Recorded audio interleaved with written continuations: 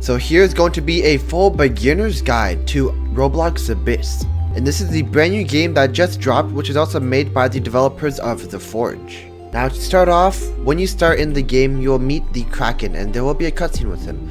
You want to go ahead and do all of the Kraken's quests, and that is the main way to progress in the game, as once you complete all 6 of them, you then gain access to the next area. And the next area will be later on unlocked by the teleporter over here, where you can go ahead and access the rest of the map and teleport to the second area. But as for now, you will mostly stay on this first island. Now if you have any kind of fish, do make sure to sell it to the Kraken over here, as that is the main way you can go ahead and sell your fish.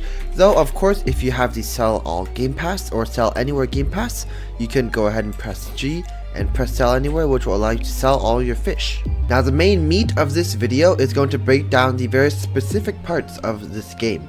And let's actually head over to the area over here, and if we head into this little open field, we can see that there's many different kind of fish. But let me go ahead and talk about some multipliers, because multipliers can massively increase the amount of money that you make.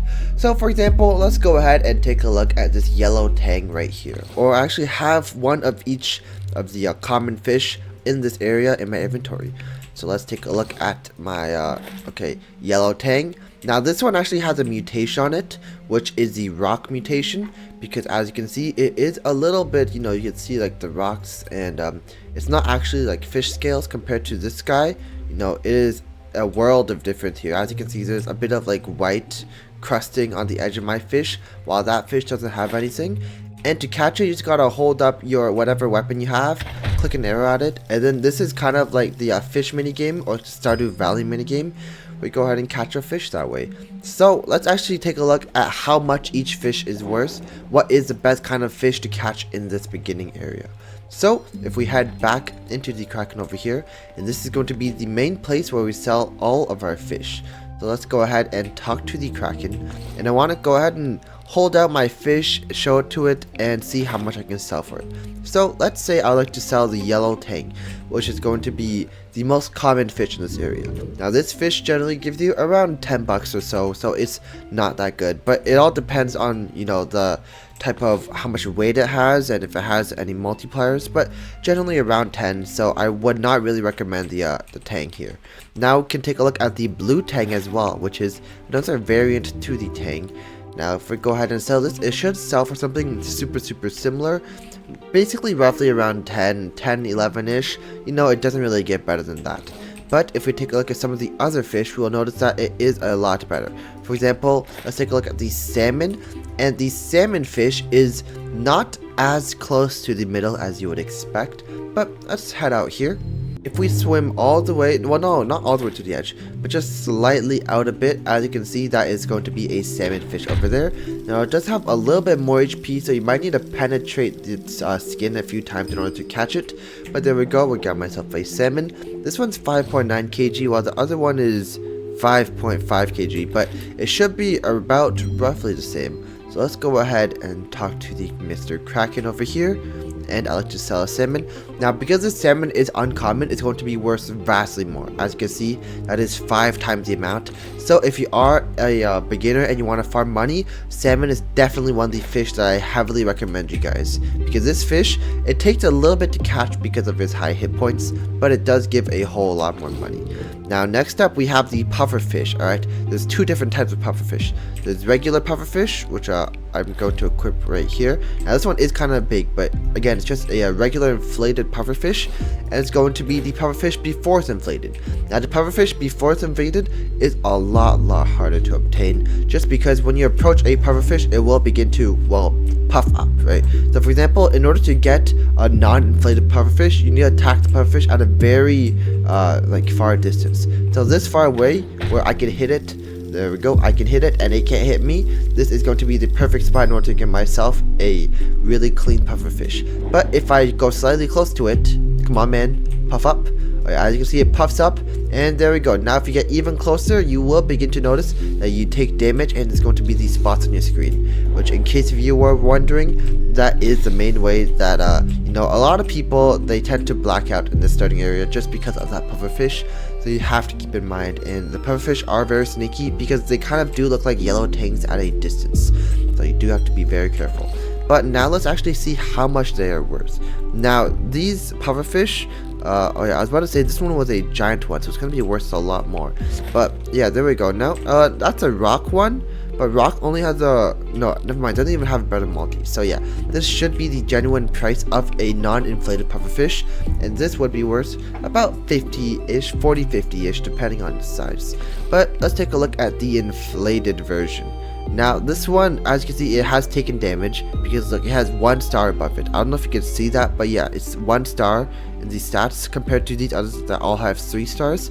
So I need to go ahead and capture a larger pufferfish that has triple stars. Now the question is, what do the stars mean, right? How do you get like more stars? Basically, if I go ahead and herd a fish and I don't, you know, catch it in my first hook, but I let it bleed for a little bit.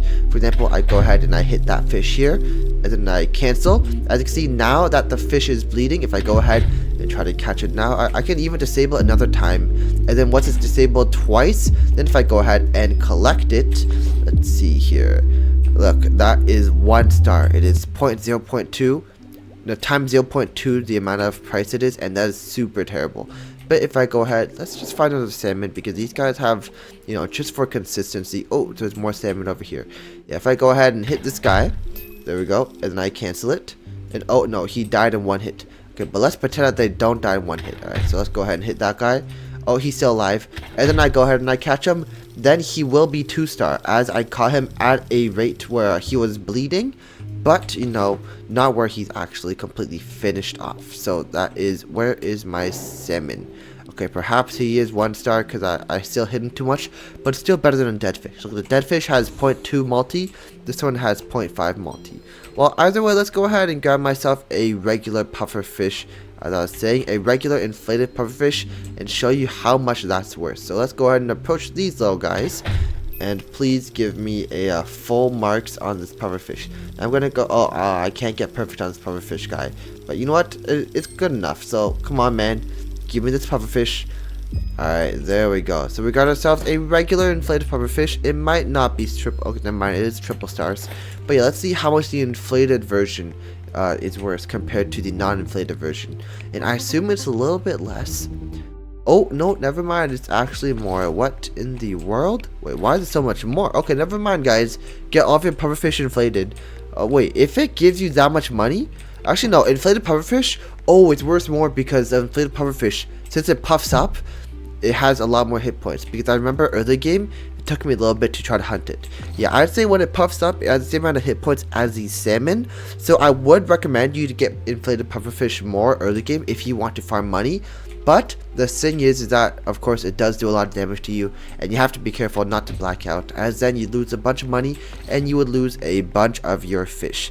Now let's see, we've covered the salmon, we've covered the pufferfish, covered the tangs. Oh yeah, I haven't fully talked about the multipliers yet. So there are a lot of multipliers in this area, and you can basically identify them by just taking a good look at the fish. For example, like the regular yellow tang is just, you know, yellow tang, looks like that. But if we find one with any kind of deformity, alright, there's some yellow tang over here, that's perfect. So for example, this guy is a cactus yellow tang, as you can see, because obviously it's green colored. And you can tell it's a yellow tang based on its shape alone. So let's actually go ahead and capture this. Okay, not yellow tang, but you know what I mean. I just call it yellow tang because it's yellow, but it's actually a tang. So there we go, we got ourselves a, no, mossy, not cactus, same thing. Either way, it gives you a multiplier. So let's see, the multiplier on that is 1.1. Now the 1.1 multiplier is certainly not very high, but this yellow tang is a metal tang, and this metal tang would be worth a lot more money. For example, if we take a look at this metal one, where is, oh yeah, metal is worth 1.2 times more, which is 20%. And we actually have a lot of multipliers up here, so I'm gonna head down and show you guys. So we have the sand multiplier. Sand multiplier gives a 25% increase, but the sand multiplier is mainly found at the sand area, which will be at the ancient sands biome over there. Now that is sort of into mid game, so you don't really have to know about that one. But the next up is oh, we already covered metal. Let's see, oh, there's also fossil. Yes, fossil is a 75% increase, which is absolutely massive, but again, it can only be found at the ancient sands area. Next up, there will be the coral. Okay, this guy, I'm pretty sure it has coral. Come on. Yeah, it's got the coral enchantment on it, their coral mutation. Because it's so colorful, that's why it's got the coral. And coral should be giving you a great deal more. Yeah, 1.1 times, which is rather good. You know, you always want to look out for those multipliers, but I'd say especially look out for fish that are much bigger, because bigger fish are going to be more valuable than the multipliers at the earlier stage, unless it's going to be golden. Alright, this multiplier is probably the best multiplier you can find early in the early game. So if you see any kind of golden fish, and you will know immediately it's golden, because number one, it's yellow, and number two, you can see the money icons. And don't worry, there are money icons when you try to catch it as well. So that's going to be a really good thing that you gotta spot out, like watch out for. Then I'm gonna go ahead and sell the rest of my fish. I like to sell everything. There we go. Now, other than the fish, I'm done yapping about the fish. It's time to yap about some tubes and yap about some harpoons here. So, if we head over to the tubes over here, we obviously gotta get the beginner's tube over here, you know, the starting tube. That one's mandatory. And then I'd say go for the blue one. Skip the red one, okay? This fire tube, it's absolutely worthless. I don't even have it yet just because it's so bad. Because from this tube, you can immediately go for the pufferfish tube. And the pufferfish tube will be what takes you all the way to the sand area. Where is the sand area? Oh yeah, all the way to the sand area, where you go ahead and purchase your next tube, which we will talk about in a later video, as that is a mid-game guide, not a beginner's guide. Now if we head over to the harpoon area, if I can just, you know, run over a lot faster, I'm going to show you guys the best harpoons you need to get and the ones you need to avoid. So we've head over to the harpoon area here. Obviously get, you know, the starting harpoon. I'd say get this harpoon as well. You know, it's a really good beginner's harpoon. Skip the air rifle gun. Same thing as if you skip the fire, you know, the fire little tube there. Skip the air rifle gun, as the air rifle gun is certainly not worth it. 100% not worth it. Instead of the air rifle gun, just go straight for the advanced one. You know, or actually I think air rifle is past the advanced, but either way, just get advanced, and then you can go to the second biome, and then you can straight up get your next best weapon. So you can completely skip out the air rifle gun. That is something 100% to keep in mind. Now I'm going to talk about some other things. For example, the stash over here. So the portable stash, this thing, I don't know why it exists. It literally, you can upgrade your storage to a cost for money. Now I don't recommend you do it early game, definitely no. That is quite a bit of my fortune, quite a large chunk. Do not do that. Oh, also, to claim all of the quests, okay? Because other than the Kraken quests, some of the other guys will have quests that overlap, which just makes it a lot more efficient for you to farm multiple quests at the same time. For example, you gotta get Mr. Black over here. Mrs. Varelia also has a quest for you, and also some other guys around. There's also the submarine diver guy, which I will show you the location of right now. Basically, you gotta head in the direction of where the leaderboards are, if I remember. Yeah, I think I've got it memorized down. Gotta head in the direction of the leaderboard. So the leaderboards are in this direction over here. So we're going to run past these leaderboards and then run in this direction. As you can see, oh no, avoid the pufferfish. Oh my, I got hit by the pufferfish. That is so bad. But yeah, in this direction, there's going to be, as you can see, a giant sunken submarine over there. Avoid these pufferfish once again. They're gonna inflate up. And it's going to be Mr. Diver over here. Now, he's got some merchandise right next to him. This merchandise, unfortunately, is not in your level of budget. It is way too expensive. But you can talk to the diver. He'll give you some quests to deliver some crates. He should ask for you to deliver crates multiple times throughout the entire playthrough. Though some crates will be a lot more difficult to deliver, as these crates will be locked behind areas that are simply out of your reach because they're too deep. Now, how do you actually know where to deliver these crates? It told me to, for example, this one, to deliver to Richard. But who is Richard and where is he?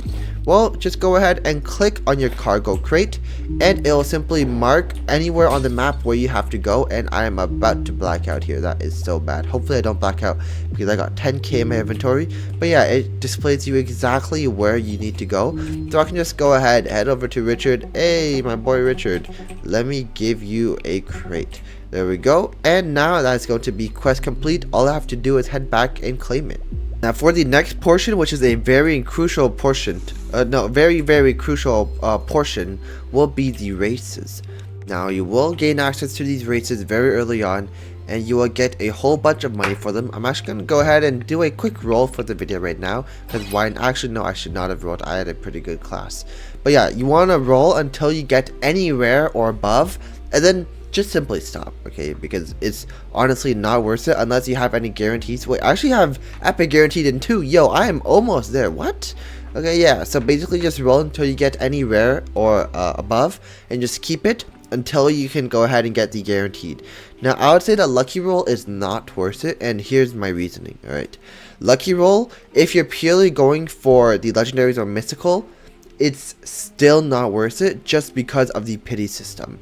Now, if the pity system were not to exist, then the lucky rolls would be 100,000% better than the reroll, as it's simply just free percentages for getting your legendaries and mysticals. And of course, when you're in the mid to late game, you always want to settle for legendary or mystical.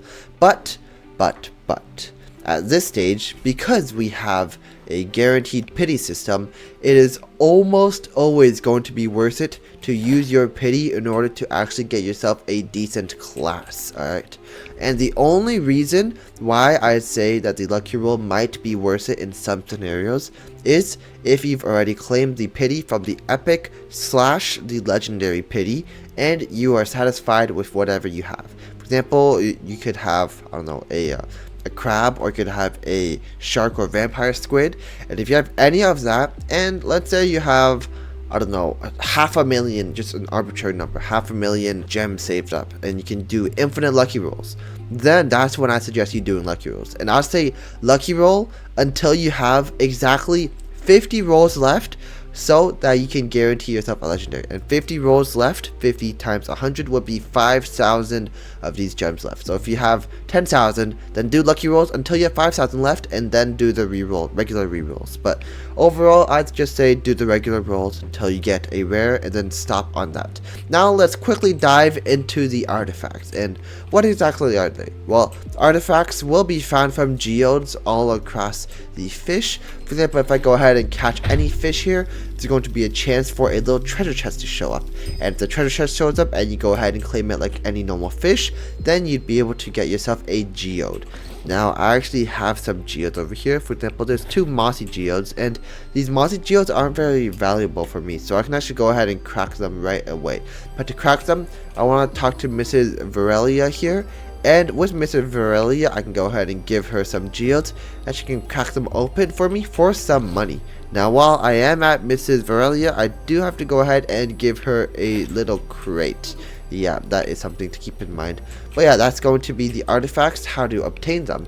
Now, which ones do you actually want? Well, obviously go ahead and put in the uncommon ones before the commons, and I would say that weight is probably pretty worthless. So the fish crate one is really bad. The hourglass is just a nice small buff for you to obtain. Other than those 2 uncommons, for the commons, actually the banana is pretty good because it gives you speed and damage without any downside, which is pretty good. The cactus is also fine, but obviously the hourglass just outclasses it by so much. And also there's going to be let's see, the sea star for a little bit of oxygen, which I would not really say is worth it, because that little bit of oxygen, you won't find yourself running out of oxygen as much as you would need the speed, because actually the oxygen would be fine as well, you know, whichever one you prefer. But the main thing is that if you have anything rare or above, just instantly equip it, man. That's always going to be better than whatever you have currently. Now I'm going to give you guys the biggest tip in this video, because if you lasted all the way until the end, then, well, you deserve it. Basically, go ahead and click this video right here where you show you guys all 25 treasure chests hidden all around the map, and these treasure chests will give you a whole bunch of loot and a whole bunch of gems for you to reroll on.